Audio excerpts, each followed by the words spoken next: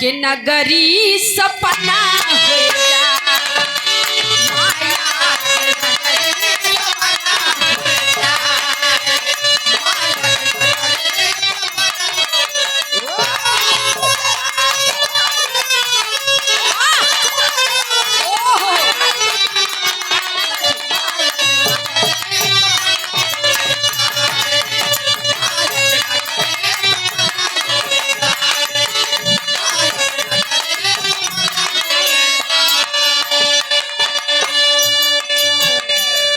माया उड़ जई है जही दिन सुगनमा माया की नगरी सपन हो जाए। लेकिन पहला बंद में बताया जाता है क्या,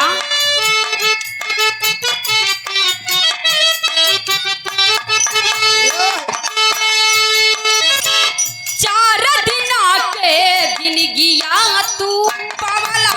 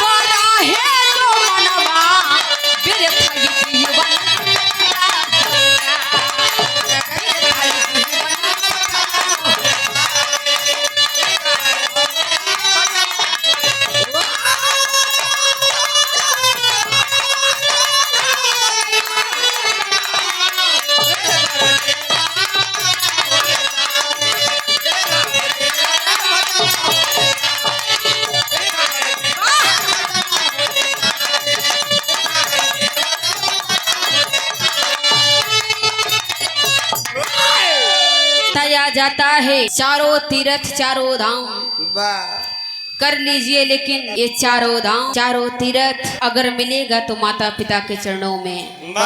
जिधर देखता हूँ तू ही है, जिधर देखता हूँ तू ही है, कि हर शय में जलवा तेरा हूँ बहू है, कि हर शय में जलवा तेरा हूँ बहू है। बताया जाता है जब तक हम एक को जानेंगे नहीं, एक को मानेंगे नहीं और एक नहीं होंगे, तब तक काम बनने वाला नहीं है। इधर बताया जाता है दूसरे कड़ी में क्या, मली मली मैला बदनिया के खोया,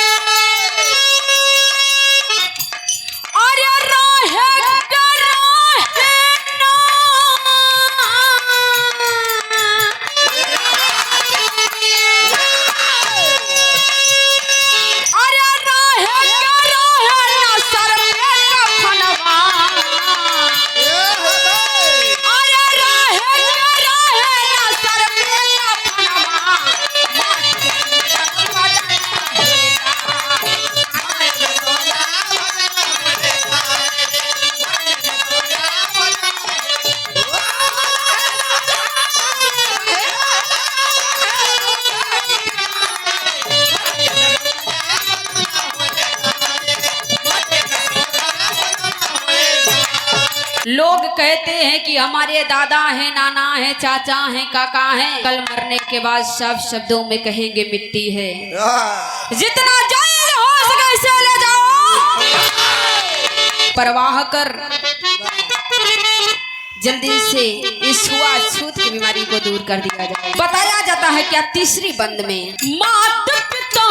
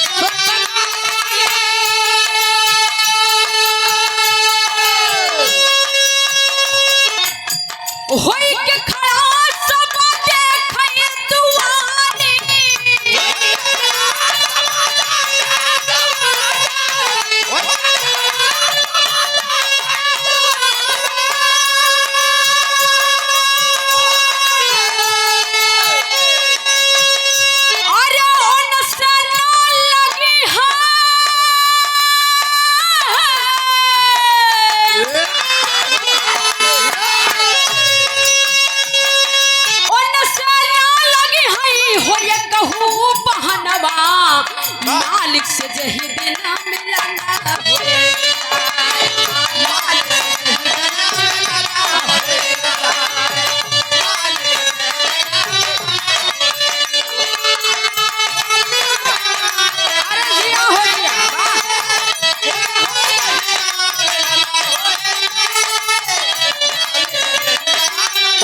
होए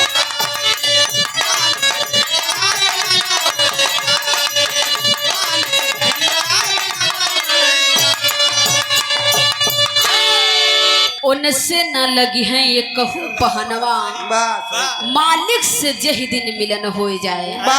आखिरी बंद में बताया जाता है क्या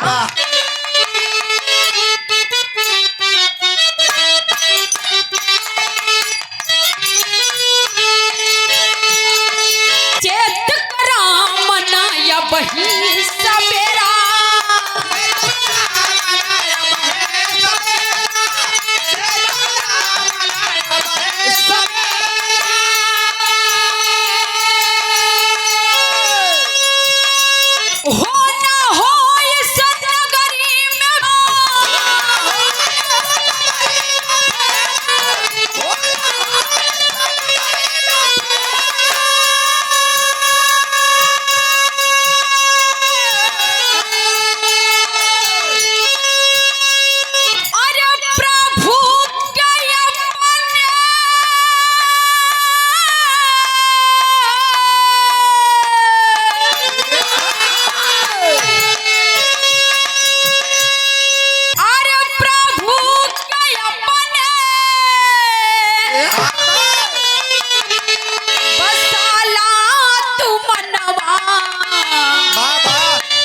अरे अंतिम समय में तरन